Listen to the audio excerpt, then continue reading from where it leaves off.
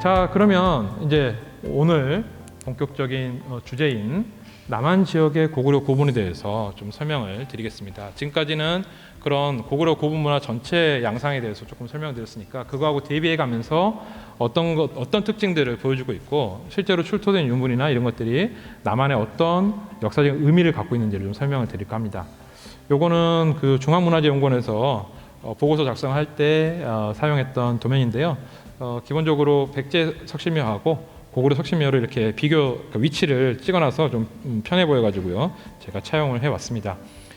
지금 약간 빨간색 비슷한 것들이 고구려 석실묘고요. 까만색 있는 것들이 백제 석실묘입니다. 물론 당연히 시기가 다릅니다.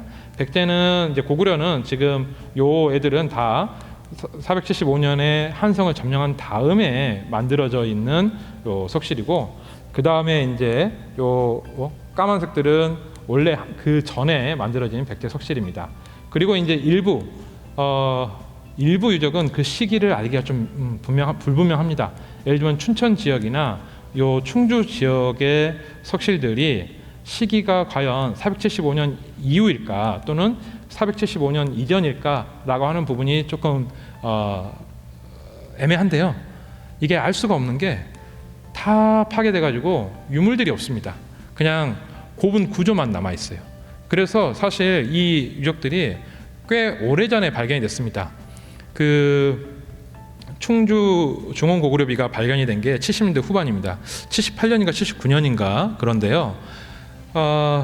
충주에서 고구려 비가 발견이 되니까 그 전에 물론 춘천 일대에서 몇 개의 고분이 발견이 돼서 고구려 고분인가 아닌가 논란이 살짝 있었는데 아무 말도 못하는 게 남쪽에 고구려 유적이 있었을 거라는 생각도 잘 못했고요. 어떤 게 고구려 고분인지 알 수도 없었고 출토 유물도 잘 몰랐기 때문입니다.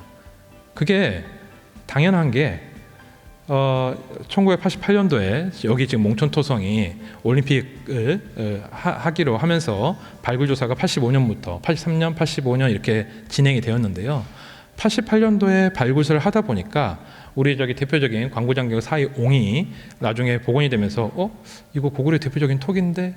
라고 생각을 하게 됐고 그때 최인석 선생님이 이제 저 박성환 선생님하고 같이 이게 고구려가 정말 고구려가 왔었나 보다 라고 밝히게 된 계기가 됩니다. 그러니까 사실은 88년도 이전까지만 하더라도 고구려가 어떤 유적이고 유물인지에 대한 그 양상을 파악하지 못했어요. 왜냐하면 78년도에 구이동보루라고 하는 곳에서 고구려 유적이 발굴이 됐는데 그때 군사 유적입니다만 뭐라고 발굴단이 보고서를 냈냐면 조금 이상한데 잠정적으로 백제 고분으로 보고를 했습니다. 그래서 80년대에 국립중앙박물관에 고구려 지금 여기 전시되어 있는 토기들 있죠. 그런 것들이 국립중앙박물관에 백제 전시장에 백제 토기로 이렇게 돼 있었고요. 또 도자전집 같은 데 나와 있는 대표적인 백제 토기 사진도 다 고구려께 섞여 있습니다. 그만큼 우리가 80년대까지만 하더라도 남한에 고구려 유적이 있었을 거라고는 생각하지 못했거든요. 근데 몽촌토성 발굴조사 하고 나서 정말 고구려 유적이 있나 보다라고 해서 그 다음부터 이제 조금 조사를 하게 된 게 90년대 94년도에 아차산 고구려 유적이 있는지를 뒷조사를 했고 그리고 실제적으로 처음 발굴조사된 것은 97년에 아차산 사오보루 발굴사부터 시작해서 지금에 오게 된 겁니다. 그러니까 고구려 사실은 유적 유물에 대한 연구가 우리나라에서 그 전에는 거의 실체가 없었던 시절이기 때문에 조금 남한의 고구려 고분도 존재는 나중에 밝혀졌는데 그때까지만 해도 고구려 유적이었는지 아닌지를 몰랐던 그런 시절입니다. 그래서 춘천 지역은 그래도 몇 개 조금씩 두세 개씩 있는데 요 천전리 빼고요. 뭐 신밀이나 방동리나 이런 것들은 좀 일찍 조사가 됐는데도 불구하고 고구려 건지 아닌지 몰라서 그냥 삼국시대 뭐 이렇게 있다가 나중에 요 남쪽의 고구려 고분들이 확인이 되니까 새롭게 이게 고구려네 확실하게 고구려다라고 이야기를 하게 된 거고요. 두정리는 발굴서를 통해서 고구려 고분이라고 하는 것이 확인이 됐는데 단월동은 이것도 마찬가지로 그냥 석실이라고만 생각하고 있다가 고구려 유적들이 밝혀지니까 나중에 고구려 고분이구나 일부만 고구려 고분입니다. 그래서 이런 역사들이 있습니다. 그리고 특히 춘천하고 이 충주 지역은 북한강, 남한강이 그러니까 북한강하고 남한강이 이렇게 흘러가서 한강 따라서 이제 서해로 나가는데요. 이 지역은 아까 말씀드렸던 400년에 광개토왕이 저쪽 경주 지역으로 내려갈 때 과연 어떤 경로를 이용했을까라고 하는 부분에서 과거에 이쪽을 이용하지 않았을까라고 생각을 하고 있는 곳이기도 합니다. 그렇게 본다면 이게 아직은 고구려 유적들 이쪽에서 뭔가 확실한 유물들하고 이런 것들이 잘 출토되지 않아서 조금 명확하지는 않지만 이쪽에 있는 고구려 고분들은 시기가 좀 이른 시기부터 늦은 시기까지 나타날 가능성이 있고요.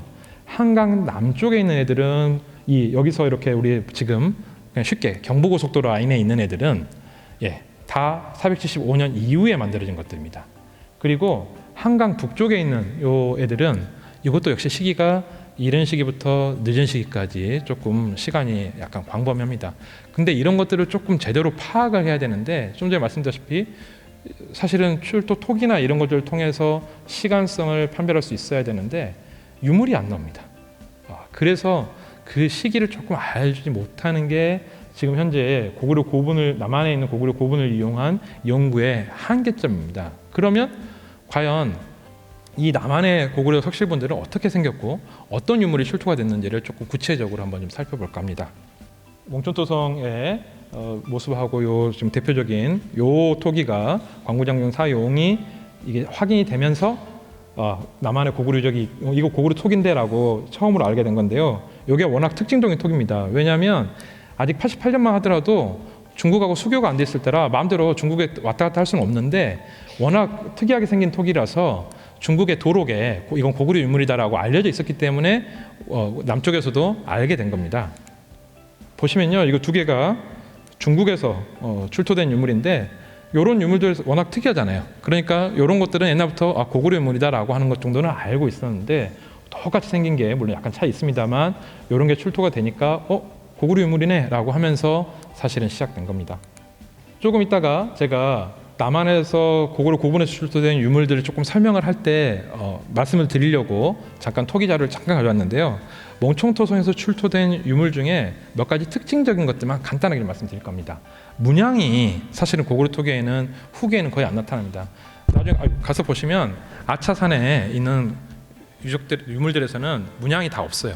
그런데 몽촌토성이나 한강 이남에 있는 녀석들 또는 한강 이북에 있는 녀석들 몇 개만 문양이 있습니다. 그러니까 문양이 있는 경우에는 고구려 토기가 문양이 단순합니다. 보세요. 여기에 횡침선이 하나 있죠. 이 횡침선 위쪽으로 점열문이 있거나 아니면 아래 위쪽으로 이렇게 어떤 사람들은 커튼문이라고 하기도 하고 어떤 사람은 그 반원형이라고 해서 중호문이라고 이렇게 이야기를 하는데 문양대를 하나 선을 긋고 거기에 점열문 또는 중호문이 있는 것들이 대표적인 고구려 문양의 대표입니다. 그리고 또 원래 고구려 토기는 탄알이 확인이 안 됩니다. 북한이나 중국에 있는 고구려 토기에서는 탄알된 게 하나도 없어요. 뭐 혹시 몇 개 있을 수는 있지만 거의 99%가 없습니다. 그런데 몽촌토성에서 출토된 요건 동이인데요. 동이에서 보면 여기 흐릿해서 약간 안 보이는데 이렇게 뭔가 하얀 게 떳떳하게 보이잖아요. 이게 탄알을 하고 나서 다시 물손질로 지웠습니다. 그래서 요거는 탄알이 되어 있습니다. 자, 요 특징을 제가 먼저 설명을 드렸고요. 요거는 오늘 여기 전시되어 있는 거 보실 수 있습니다. 연천의 은대리성에서 출토된 고구려 토기인데요. 요것도 특징적인 게 보시면 탄알이 돼 있죠. 탄알을 하고 지웠습니다. 그런데 깊게 탄알을 해가지고 그 탄알이 그 두드림 문양이 그대로 아직 찍혀 있는 거거든요. 그런데 탄알을 하고 지우고 이렇게 형태를 만들었는데 아까 말씀드렸지만 중국이나 북한에서는 이렇게 탄알된 게 보이지 않습니다. 형태는 이런 형태가 있는데도 불구하고 탄알이 된 거는 남쪽에서만 나옵니다. 자, 요 옆에는 보시면 횡침선이 있고 여기 위에는 점열문, 아래는 이렇게 파상문이나 중호문이 있고요. 마찬가지죠. 그 다음에 일부 앞문이 등장합니다. 앞문은 그 점토를 굳혔을 때 여러분 면도칼 이렇게 단단하게 이렇게 긁어보시면 그게 광이 반짝반짝하게 나잖아요. 그런 방식으로 정면한 겁니다.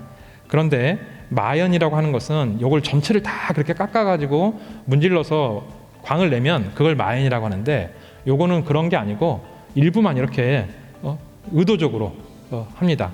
그래서 그거를 암문이라고 어두울 암자 써서 어두운 문양이라서 암문이라고 하는데 이런 것들이 고구려 토기 중후기에 나타나는 또 특징입니다. 자, 이런 유물들이 대체로 5세기에 해당되는 유물입니다. 좀 문양적인 특징이나 또는 이제 제가 개인적으로 생각할 때는 요 탄알이 베풀어진 것은 고구려가 내려왔는데 이 지역에 백제 공인을 데려다가 고구려 토기를 만들었기 때문에 그런 양상이다라고 저는 생각을 하고 있습니다. 이거는 딱 그 475, 그러니까 5세기 때에서만 나타나는 고구려 토기의 특징인데요. 그 남석관 선성에서 저기 목책의 모습인데 나무가 다 썩어가지고 지금 목책만 남아 있는데요. 그리고 나서 요 아차산에 나타나는 요 지금 보시면 각 봉우리마다 다 보루가 있습니다. 17개가 확인이 되어 있는데 그 중에서 홍련봉 1, 2보루, 시루홍보루, 아차산 3보루, 4보루, 그 다음에 용마산 2보루가 여긴 용마산 2보루가 현재 발굴사가 돼서 일부 유물이 지금 공개가 되어 있습니다. 여기서 확인되는 고구려 유물들은 문양이 다 하나도 없고요. 탄알이 되어 있는 게 없습니다. 시간적으로 차이가 좀 있는데 뭐 토기에서 나중에 또 설명을 하실 분이 계시니까 저는 그냥 그런 특징들이 보인다라고만 말씀을 드리고 넘어가도록 하겠습니다. 이건 좀 약간 구체적인 이야기라서 그렇게 요 토기의 양상들만 비교를 해보면 시기를 좀 구분할 수가 있는데요. 대체로 5세기하고 6세기 때 아차산 고구려 보루군하고 그 다음에 호르고루라고 하는 연천에 있는 고 유적 같은 시기로 묶을 수가 있고 그리고 한강 남쪽에 있는 유적들하고 차이를 보여줍니다. 몽촌토성부터 해서 한강 남쪽에 있는 유적들하고요. 그런 양상들이 혹시 이제 토기를 나중에 저기 전시를 가서 보시면 제가 드린 말씀을 조금 구체적으로 살펴보시면 될 것 같고 그 다음에 구연부를 끝을 이렇게 말아서 줬습니다. 그 전에는 그 탄알이 이루어진 놈들이나 아니면 그 문양이 있는 애들은 이렇게 말아서 접는 애들이 거의 없어요. 그런데 나중에 이렇게 아래에서 위로 살짝 보시면 문양이 없는 애들은 이렇게 끝을 이렇게 말아서 이 점토를 끝을 말아가지고 이렇게 안으로 넣는데요. 그런 특징들이 6세기대 고구려 토기에서 보여진 특징입니다. 이제 물론 6세기대에도 말아져 있는 놈이 있고 말아져 있지 않은 애들이 있는데 점차 그 끝을 말아가는 방식으로 변화합니다. 그러니까 그런 것들이 토기의 그 시간을 판단할 수 있는 고고학적인 말하자면 그 판단의 근거들이 되는데 그런 방식으로 그래도 그나마 조금 그 많이 출토되지는 않았지만 남쪽 고구려 고분에서 출토되는 일부 토기를 가지고 시간 판단을 이렇게 비교해 볼 수 있는 겁니다. 6세기대 고구려 토기들인데 요 유물들 지금 전시되어 있는 상황이고요. 자, 요 위에서부터 이렇게 살펴보고요. 그 다음에 이렇게 좀 살펴보려고 합니다. 가장 먼저 판교에 그러면 고구려 고분이 어떤가 먼저 살펴보도록 하겠습니다. 지금은 이제 여기 아파트 단지가 다 들어서서 없습니다. 판교 박물관이 있어서요.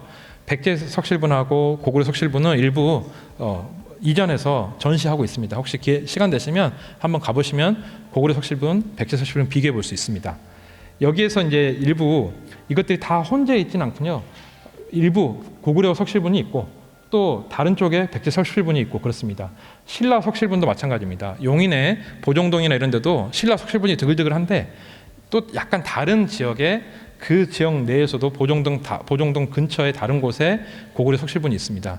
두 개가 완전히 이렇게 겹치거나 그러진 않아요. 현재 약간의 양상들이 분포 양상들이 다른 거를 보여주고 있는데 자 여기에 이제 보시면 1호 석실분하고 2호 석실분이 있는데요. 1호 석실분은 쌍실분이고 2호 석실분은 하나입니다.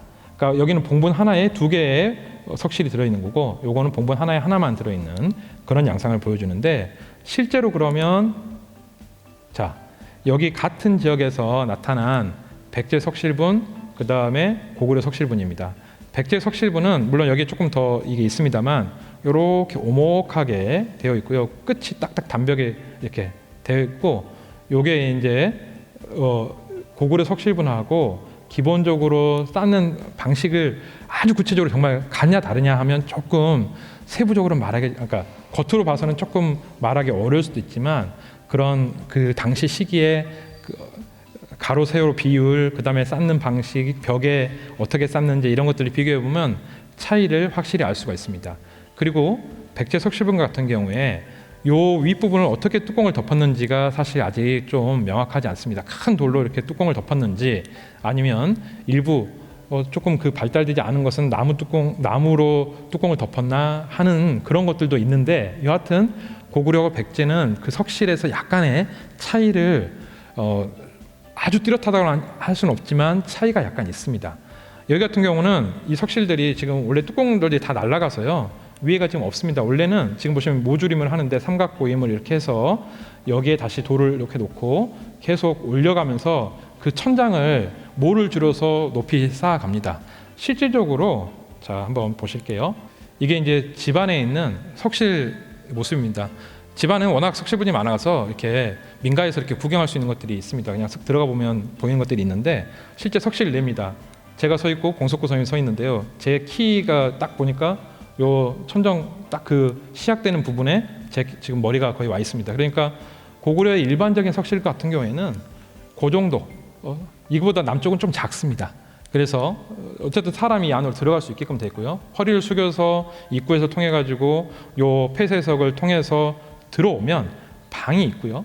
그리고 나서 그 천장을 요 부분을 모를 줄여서 뚜껑들을 이렇게 얹혀야 되니까 그 부분에서 요 큰 돌들을 이렇게 세로로 쌓고 그 다음에 다시 또 가로로 쌓고 해서 점차 올라갑니다. 그래서 천정까지 생각하면 좀 높은데 지금 좀 전에 보셨던 판교나 이후에 보실 부분들은 다 위에가 날아가서 낮아 보입니다. 그런 차이가 조금 있다는 거 말씀 좀 드리고요. 규모 차이도 조금 있긴 있죠. 보시면 안쪽 북벽의 모습인데 이렇게 큰 돌을 옆으로 비스듬히 쌓아서 쌓고 그 다음 거는 다시 이렇게 가로로 쌓고 해서 나중에 보면 조금 다시 보여드릴 텐데 그게 이렇게 마른 목골로 계속 이렇게 겹쳐져 있는 모습을 볼 수가 있습니다. 자, 이런 식으로 해서 뚜껑돌을 덮는 것이고요. 그 옆에 또 다른 석실분인데 이렇게 안으로 들어가면 자 보시죠. 거의 비슷한 구조입니다만 천정 구조가 더 잘 남아 있는데요. 요거는 전호트 선생님이 서 있는데 저 위쪽까지 더 높습니다. 근데 보시면요, 이렇게 아까 돌들을 이런 식으로 보면 옆으로 하나 쌓고 그 다음에 그 사이에 쌓고 다시 또 위에 옆으로 쌓고 이런 식으로 하니까 이게 이제 삼각고임 천정인데 이런 식으로 천정을 높여가면서 제일 위에 뚜껑도 하나 딱 덮어서 이렇게 마감하는 그런 방식으로 고분들이 쌓여 있습니다. 축조가 됩니다. 그런데 남한의 고분에서는 지금 그런 것을 볼 수가 좀 없습니다. 다 파괴돼서 그런데요. 보시면 기본적으로 지상시계, 그 다음에 아래는 불다짐을 하거나 아니면 잘 그 흔적이 남아있지 않습니다. 그 출토 유물도 없습니다. 그리고 석실의 규모는 좀 작은데요. 사람 한 사람의 간신히 누울 수 있는 정도입니다. 그래서 조금 위상이 약간 다른 걸 수도 있는데 실제 이제 보시면 여기도 이제 그 윗부분이 날아가서 그런데요. 아까 제가 설명드렸던 것처럼 이렇게 돌을 고이고 그리고 나서 그 위에 다시 돌들을 쌓아 나가잖아요. 그래서 이 부분을 줄여가지고 그 다음에 뚜껑들을 딱 덮는 그런 형태로 되어 있고요. 자 보세요. 1호분의 이쪽은 지금 폐쇄석이 있죠. 아까 보셨던 그 들어가는 방문에 요거는 돌을 딱 막아서 들어갈 수 없게끔 되어 있습니다. 그러니까 요것만 그래도 딱 열면 그 안으로 들어갈 수 있는 그런 구조입니다. 그래서 아까 제가 고분 안에서 이렇게 석실분 안에서 보여드렸던 사진하고 조금 비교해 보시면 그 구조가 조금 이해하기 쉽지 않을까 생각을 해봅니다. 네, 좀 구체적인 모습인데요. 보시면 그 왼쪽에 있던 건데 이렇게 지금 보시면 폐쇄석이 있고요. 요거를 열고 들어가면 석실입니다. 그 석실이 이렇게 돼서 돌이 짜여 있는데 애들 같은 경우에는 이게 서로 맞물려 있습니다. 아까 백제 석실분은 돌이 끝이 여기서 딱딱 끝나가지고 이렇게 쫙쫙 올라가고 배가 약간 부른 형태로 양쪽에 이렇게 되어 있는데 고구려는 그런 모습은 아닙니다. 그리고 다만 이게 크기가 작기 때문에 그렇게 높은 등급의 뭐 사람이 이렇게 썼다 이렇게 보기는 어렵고요. 출토 유물이 없어서 조금 판단하기는 어렵지만 여하튼 백제 석실과는 그래도 구별되는 고구려 석실이 이렇게 확인되고 있습니다. 또 그 옆에 1-2호분의 모습인데요. 보시다시피 여기에 이제 이렇게 연도, 그러니까 석실이 있고 방이 있고 연도가 있고 그 연도에 폐쇄석이 이렇게 일부 남아 있는 하나, 두 개가 이렇게 이 통로를 막고 있는 걸 볼 수가 있습니다. 이게 이제 요걸 제끼면 요 안으로 들어갈 수 있는 그런 구조가 돼 있고요. 아까 벽에 이제 이렇게 큰 돌들을 올리고 여기도 다 이런 식으로 올렸겠죠. 그리고 나서 한 번 더 올리고 하면 이게 작아 보여도 그래도 사람이 이렇게 완전히 기어 들어가진 않지만 이렇게 들어갈 수 있는 그런 구조는 되더라라고 하는 것을 알 수가 있습니다. 그리고 마찬가지로 이것도 이렇게 이제 되어 있는 기역자형 이렇게 구조인데 여기에 이제 이런 식으로 뚜껑들이 일부 남아 있거나 하는 모습입니다. 그리고 여기는 이렇게 할석으로 구별을 했어요. 그래서 아마 이쪽 부분이 일단 1차 시신을 안치한 그런 곳이 아닐까 싶습니다. 여기에 어떤 데는 돌을 깎는 부분도 있고요. 어떤 데는 회랑 섞어서 이렇게 하는 경우도 있고 다 각기 다릅니다. 그래서 이걸 가지고 뭔가 특징이 있다 뭐라고 하기는 어렵지만 전체적인 구조나 출토 유물 이런 것들을 통해서 고구려 석실분임을 확인할 수는 있는데 판교에서는 뭐 유물이 고구려 석실분이다 말할 근거는 좀 없습니다만 동시기에 백제 석실하고는 좀 차이가 있기 때문에 그런 면에서 고구려 석실로 그렇게 판단을 하고 있습니다. 네, 최영석 선생님 지금 사진 찍고 있는 모습인데요. 이게 이제 스케일로 생각하시면 요 선생님이 저랑 크기가 비슷한데 이렇게 들어가시면 아까 제가 보여드렸던 중국 국내성 지역의 석실보다는 크기가 확실히 한 2분의 1 정도 작지만 그래도 들어가서 관 놓고 빠져나올 수 있는 그런 구조는 되더라라고 하는 정도는 알 수가 있습니다. 자, 용인 보정동에서 확인된 고구려 석실 두 개입니다. 둘 중에 하나인데요. 여기는 조금 더 그 천정 구조가 잘 남아 있습니다. 우연히 이제 발견됐는데 이 보정동에는 원래 신라 석실분 석광묘들이 굉장히 많이 대규모로 군집해 있습니다. 그것들은 다 이제 신라가 한강 유역을 차지하게 되면서 대규모로 이제 고분군을 의도적으로 조성한 그런 유적인데요. 그 인근에 약간 다른 사면의 석실들이 이렇게 두 개가 우연히 발견이 됐습니다. 보시면 이제 안쪽에 석실은 구조는 그렇고요. 요 뚜껑돌을 덮어가는 모습을 잘 볼 수가 있습니다. 이렇게 모를 줄인 다음에 점점점 안쪽으로 해서 돌을 더 덮고 뚜껑을 이렇게 놓는 그런 구조의 모습을 볼 수가 있고요. 그 다음에 요거는 이제 뚜껑돌들이 좀 많이 제거된 건데 2호 분입니다. 마찬가지로 이렇게 해서 지금 요렇게 생긴 게 1m 조금 넘거든요. 그러니까 요 높이가 1m가 좀 넘는 것을 알 수가 있습니다. 보시면 지금 석실의 규모가 아까보다는 좀 크죠. 2.6m에서 1.7m 그리고 높이가 1.5m 정도 되니까 아까 판교 석실분보다는 규모가 조금 더 큰 걸 알 수가 있고요. 요거는 약간 반지하식입니다. 그래서 지상식, 지하식이 좀 구별하기가 좀 어려운데 그 둘 다 혼재해 있는 것을 알 수가 있고요. 여기는 바닥을 좀 불을 질러서 좀 단단하게 다진 그런 흔적도 확인이 됐습니다. 여기서는 유물들이 이제 출토가 됐는데 관정이 출토가 돼서요.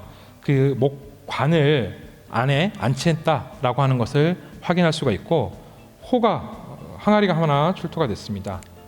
전시 지금 되어 있는데요. 보시면 아까 제가 설명드렸던 거 보시면 형태는 조금 차이가 있습니다만 기본적으로 모티브는 비슷합니다. 횡침선이 있고 요 위에 점열문이 장식이 되어 있고 아래에 파상문 두 줄이 이렇게 돌아갑니다. 이런 형태가 아까 몽천토성이나 다른 5세기 때 고구려 토기에서 보여지는 그런 특징하고 유사한 점이 있어서 요 용인 보정리 고구려 석실분이 5세기 후반 475년 이후에 만들어진 게 분명하다라고 생각이 되고요. 아마도 6세기 때 고분은 아닌 것 같습니다. 이건 제 개인적인 생각입니다. 요 유사한 게 요 용인 일대에서 고구려 생활 유적들이 확인되고 있습니다. 보시면 이렇게 횡침선이 있고 그 위로 점열문 아래에 이런 장식들이 나타나는 것들이 있어서 이런 특징들이 다 5세기 때 고구려 토기들 특징들을 보여주고 있기 때문에 475년에 몽천소성을 점령하고 나서 고구려가 아래쪽으로는 월평도까지 가면서 대전까지 내려가면서 이제 용인 지역 정도까지는 안전하게 고구려 사람들이 한동안 이 생활을 유지하면서 살았던 게 아닌가라고 생각을 할 수 있겠습니다. 이거는 이제 화성의 청계리 고분인데요. 보시면 기본 구조는 동일합니다. 이렇게 석실, 기역자형 석실에 오른쪽에 연도가 있고요. 그 다음에 이렇게 되어 있고 여기에 이제 폐쇄석은 지금 다 확인되지 않는데 요 폐쇄석이 보통 있었을 것이고 그 다음에 아까 왼쪽에 아까는 돌만 하나만 한 줄만 판교에서는 이렇게 있었는데 여기는 돌을 깔아서 시상대 시신을 안치할 수 있는 그런 대를 만들었습니다. 그래서 이렇게 마찬가지로 하나의 봉분 안에 쌍실묘가 있는데요. 이런 식으로 크기가 작으니까 아마 두 사람을 안치하는 그런 것이 아니라 하나씩 하되 아마도 두 사람을 하나의 봉분 안에 이렇게 매장한 게 아닌가 그렇게 생각을 해볼 수 있을 것 같습니다. 네, 그 크기는 높이는 좀 낮은데요. 2호분 같은 경우에는 아까 용인 보정리 고분하고 비슷하고 1호분 같은 경우는 그 키가 조금 더 작은 것을 알 수가 있습니다. 여기서 출토된 토기가 한 점이 있는데요. 이것도 지금 전시에 돼 있습니다. 보시면 아까 말씀드렸듯이 횡침선이 있고 절면문이 있고 그 다음에 파상문이 몇 줄로 나와 있는데 요 밑바탕에 요거를 먼저 만들기 전에 보면 탄화를 한 다음에 다시 지우고 문양을 새긴 것을 볼 수가 있습니다. 이런 것들이 바로 남한 지역에서 보이는 5세기대 고구려 토기의 특징이어서 이 화성 청계리 고분의 연대도 5세기 후반으로 생각하면 크게 틀리지 않을 것 같습니다. 두정리 고분이 이렇게 열지어서 쭉 나왔는데요. 여기서 6개가 나왔는데 하나는 좀 고구려 게 아닌 것 같고요. 5개가 고구려인 것 같습니다. 반지하식이고요. 아까 용인의 보정동 고분하고 크기가 좀 비슷한데 높이는 지금 다 파괴가 돼가지고요. 남아있지 않아서 높이가 낮은 겁니다. 여기서 그래도 유물들이 조금 출토가 되는데 다 못이 나오는 거 보면 기본적으로 목관을 안치했다라고 하는 것을 알 수가 있습니다. 출토 유물들이 지금 전시되어 있는 상황이고요. 보시면 요거는 고구려께 좀 아닌 것 같고요. 요렇게 지금 거의 기초만 남아서 그런데 기본 구조는 똑같이 기역자처럼 비슷하게 생겨서 우측으로 연도를 이렇게 만들었고 안쪽에 말하자면 관을 안치해서 석실을 조성했던 것으로 그렇게 생각이 됩니다. 여기서 출토된 유물인데요. 보시면 마찬가지로 요거는 횡침선이 있고 위아래로 지금 이제 파상문이 있어서 조금 다른데 기본적으로는 고구려 고분의 특징들을 좀 보여주고 있는 것 같습니다. 요 호만 가지고는 시기를 좀 판단하기 좀 어렵고요. 요 두정리 고분은 시기가 정확하게 어떻게 될지 제가 조금 잘 유물만 가지고는 말씀드리기 좀 어려운 것 같습니다. 그리고 이제 춘천의 천전이 고분입니다. 요거는 지금 회를 발라서 일단 석실을 만들고 회로 마감을 한 흔적이고요. 그래서 이제 그렇고 요 호는 이렇게 봉분을 올렸을 때 그때 굴착한 그런 도랑의 그런 형태인 것이고요. 여기에 이제 봉분이 이렇게 덮여 있었다 이렇게 생각하시면 될 것 같습니다. 이거는 약간 특이하게도 보통 아까 보셨던 대부분의 석실들은 이 연도가 오른쪽에 붙어 있었잖아요. 출입구가. 요거는 약간 완전 중앙은 아니지만 중앙에 출입기가 보이는 그런 특징을 보여주고 있습니다. 자, 그리고 좀 전에 설명드렸던 것들인데 그 크기가 용인하고 거의 크게 다르지 않은 것을 볼 수가 있습니다. 자, 춘천의 방동리 고분인데요. 여기서는 유물이 출토되지는 않았습니다. 그래서 좀 일찍 발견이 되긴 했는데 이게 회관죽도 있고 했습니다만 고구려 걸까? 라고 물음표만 찍다가 나중에 고구려 거라고 이렇게 이야기가 된 유적입니다. 그 다음에 연천의 강내리에서 지금은 이제 수몰됐습니다만 고분군이 9개가 확인됐는데요. 재밌게도 3개씩 하나 둘 셋 하나 둘 셋 하나 둘 셋 이렇게 해서 9개가 확인이 됐습니다. 대부분 다 반지하식이고요. 바닥을 기본적으로 불다짐을 했고 그 크기가 용인보다 조금 더 크던지 어쨌든 거의 비슷합니다. 그나마 여기는 그 유물들이 꽤 잘 나왔는데요. 보시면 이거는 이제 2호분의 모습이고 일반적으로는 그렇게 할석돌로 해서 벽을 쌓았는데 일부 요 막음 부분은 여기가 워낙 강돌들이 큰 것들이 많아서 강돌들로 이렇게 폐쇄석을 쓴 흔적도 확인되고 있습니다.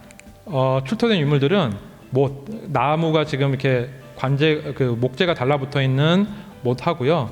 그 다음에 동곳, 그 다음에 팔찌, 그 다음에 관련 어디 장신구 같은 거, 그 다음에 관고리 이런 것들이 확인된 바 있습니다.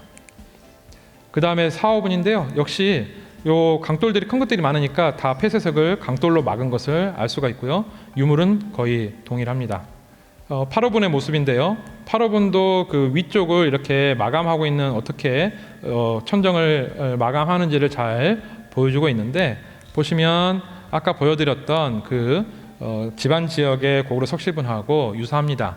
여기서는 관이 2개 있었을 걸로 그렇게 생각이 되고 있고요. 유물 구조상 크기가 어느 정도 큰 것들은 2인을 기본적으로 추가장이 이루어졌던 걸로 그렇게 생각이 되고 있습니다.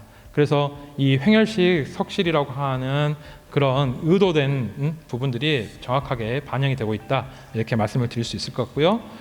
관고리들이 굉장히 특징적인 관고리들이 확인이 됐고, 은제 팔찌라든가 또는 토기가 일부 확인이 됐습니다. 여기는 근처에 신담리 고분인데요. 지금 봉분으로 이렇게 덮여 있는 채로 2개가 발견이 됐는데, 하나가 1호분은 2호분은 거의 파괴됐는데 1호분은 그래도 좀 잘 남아 있었습니다. 역시 다 도굴이 돼서 유물은 한 점하고 조금 일부, 그러니까 토기는 한 점하고 일부 다른 것들은 잘 확인이 되지 않고 있는데, 보시면 뚜껑을 천정을 만드는 모습하고요. 그다음에 봉분 내에서 요 바깥쪽으로 연도랑 그다음에 통로가 잘 확인되고 있고요. 안에 이런 모습으로 통로, 연도, 그다음에 요 폐쇄석을 들어가면 석실, 이런 구조로 확인이 되고 있고, 이런 병 모양의 토기가 확인이 돼서 요 연천 신담리 고분은 6세기에 조성된 것으로 그렇게 이해되고 있습니다. 자, 좀 전에 말씀드렸던 그 남한의 고구려 고분에서 확인되는 대부분의 토기들은 거의 공통된 특징을 가지고 있었습니다. 횡침선에 문양이 있는 경우에는 횡침선에 말하자면 점열문이나 또는 파상문 또는 중호문들이 일부 확인되는 경우가 있었고요. 또 형태적으로는 거의 우측 연도를 가진 석실문들이 대부분이었습니다. 그런데 이제 최익수 선생님 같은 경우에는 이게 그래도 조금 시기를 혹시 구분해 볼 수 있는 특징이 있지 않을까라는 생각에, 아까 그 석실의 묘실의 크기, 말하자면 장축하고 단축의 크기를 가지고 그 비교를 좀 해봤더니 약간의 차이가 있었을 가능성이 있더라. 특히 춘천, 그러니까 북한강, 남한강 지역에 있는 고분 중에 일부가 조금 그 한강 이남 지역에서 보여주는 고구려 고분의 그런 형태적 특징하고 조금 차이가 있어서 혹시 그게 시기 차이를 나타내는 게 아닐까라고 추정을 한 적이 있었습니다. 그런데 이게 조금 확실해지려면 출토 유물이 그거를 뒷받침해 줘야 되는데, 제가 좀 전에 설명드렸다시피 사실 관못이나 이런 거 가지고는 시간적으로 뭔가 파악하기는 좀 어렵고요.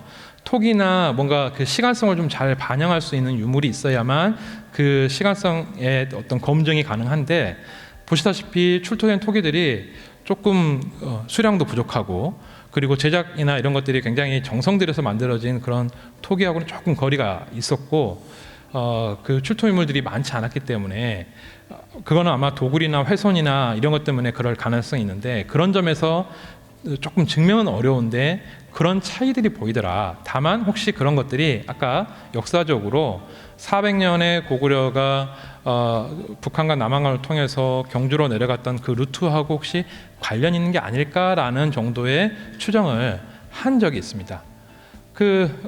마무리를 좀 해보면요, 남쪽에 있는 이런 고구려 유적들이라고 하는 것이 사실은 여러 가지 의미가 있습니다.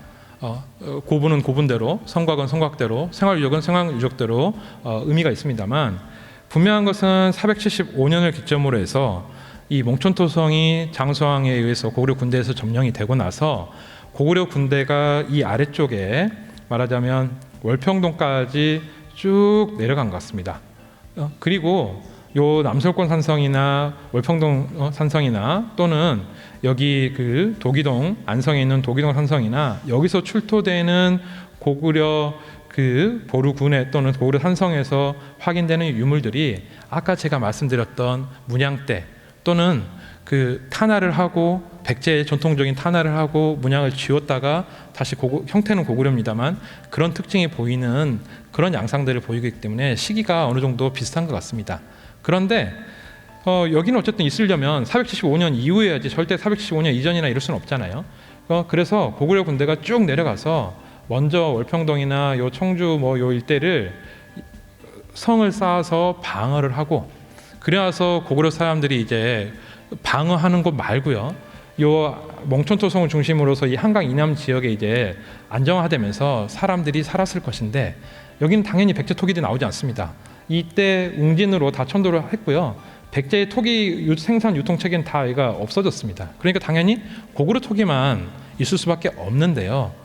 그러다 보니까 이 지역이 과연 고구려가 어떻게 점령을 했느냐를 논의할 때 그래도 고분이 나오는 용인, 용인 아까 말씀드렸던 화성, 요 일대까지는, 용인을 중심으로 한 일대까지는 현재 고분이 나타나니까 여기 이 아래는 좀 군사유적 말고는 고구려 사람들이 정착하기는 좀 어려웠을 가능성이 있고, 한강 이남 지역은 그래도 안정화, 고구려가 고구려 영역화를 하는데 어느 정도 안정화된 그런 양상을 보여줬던 게 아닌가라는 생각을 해볼 수 있을 것 같습니다.